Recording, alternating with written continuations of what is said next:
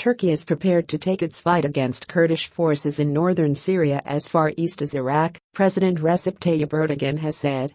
Speaking in Ankara, Mr. Erdogan reiterated that his forces will move against Kurdish-controlled Manbij, which risks confrontation with the U.S.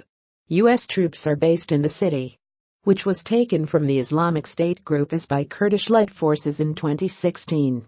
Turkey launched its operation against the Kurdish militia last weekend. Backed by pro-Turkish Syrian rebels, Turkish forces attacked the Kurdish enclave of Afrin with the declared aim of driving out the Kurdish People's Protection Unit's YPG.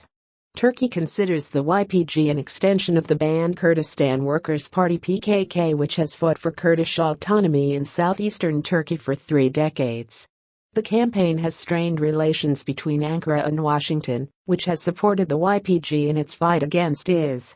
Clean Up Manbij.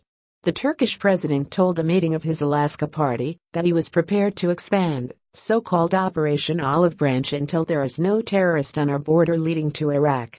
He said that after Afrin was cleared, we will, as promised, clean up Manbij of terrorists. Manbij lies 100 kilometers 60 miles east of Afrin in YPG-controlled territory. The mainly Arab city is separated from Afrin by an enclave captured from IS by pro-Turkish rebels in a previous Turkish-led operation in 2016. The U.S. has had soldiers in Manbij since March 2017, when it dissuaded Turkey from attempting to take the city and got the YPG to agree to withdraw east of the river Euphrates. However, Turkey has complained such a move never happened.